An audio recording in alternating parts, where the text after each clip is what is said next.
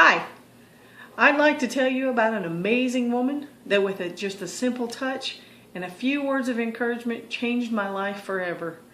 I met Jo Payne while my family and I were traveling in full-time ministry. My husband led music and did a little bit of preaching, and we would sing specials with tapes and CDs. The only drawback to all of this was we had to depend on someone to play the piano for us while my husband led the hymns for folks to sing to. And because I was afraid to play the piano for him, I can play, but I play by ear. And I can read music, but it takes a little bit for my brain to get the music to my fingers, and then by the time that happens, I'm lost. And so I have to start all over again. And besides that, I get a tune in my head, and I quit following the music, I quit following the notes, and I end up getting lost, and I have to start all over. And it doesn't work very well when you've got people singing along with you. So, you have to depend on other people that have piano playing skills, I guess. Enough about me. I'll get back to Jo. She played the piano beautifully. She would absolutely walk all over the whole instrument. You could literally sit and listen to her play for hours.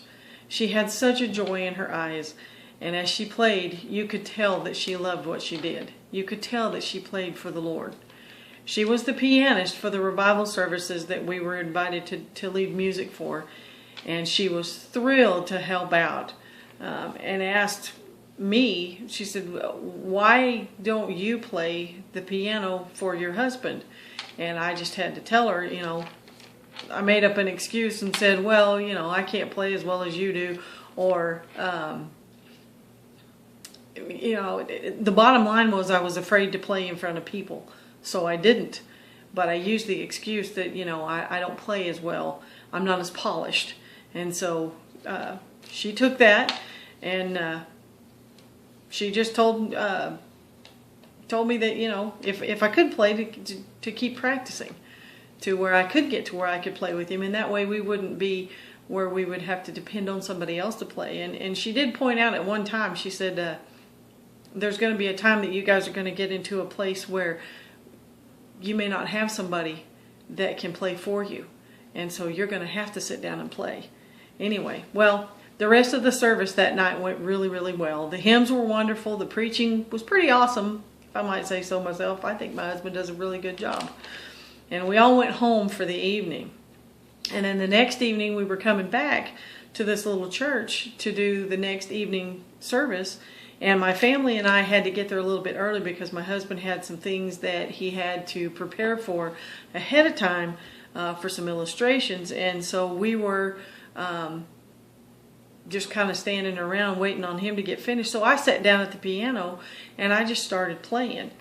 And I was totally immersed in what I was doing, and I had no clue whatsoever that anybody was around. I had no idea that anybody had gotten to the church, but all of a sudden I felt these two warm hands touch my shoulders, and they just stood there behind me.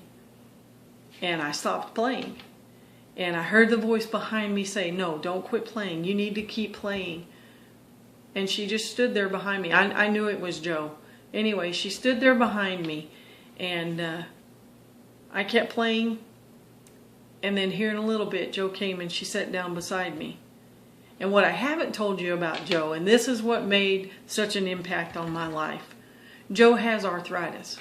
And she has arthritis so badly that her hands are literally curled up. She can't straighten out her fingers.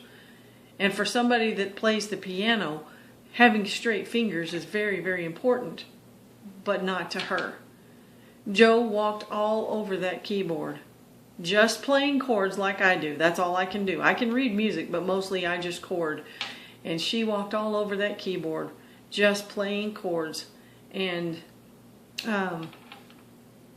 she started talking to me, and she said, as her fingers danced across those keyboards, just like an ice skater going across the ice, just as smooth as glass, she started telling me, she said, God has given you a wonderful gift, and He wants to use you to reach others through music.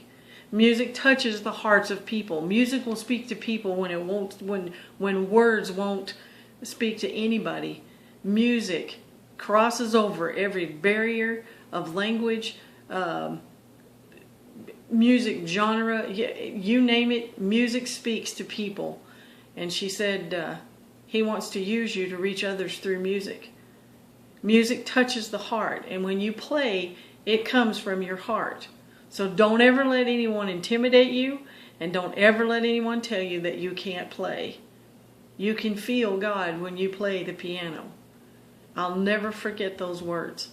Those words changed my life forever, and I have been playing the piano faithfully ever since. Yeah, I still get intimidated, and I still struggle sometimes with, that person can play so much better than I can. But you know what? God gave me a gift, and I can play by ear, and I'm going to use that gift. And Joe taught me what the scripture in the Bible really meant when it says that I can do all things through Christ who strengthens me.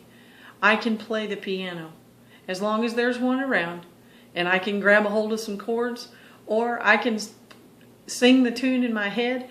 I promise you, I can sit down and on a piece of paper in less than 5 minutes or a little bit more maybe, I can play a tune on the piano and write the chords above it where I can just play.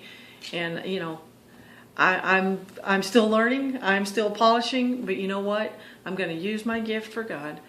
And Joe Payne changed my life forever, and I will never ever forget that. I am forever grateful to her for what she did for me.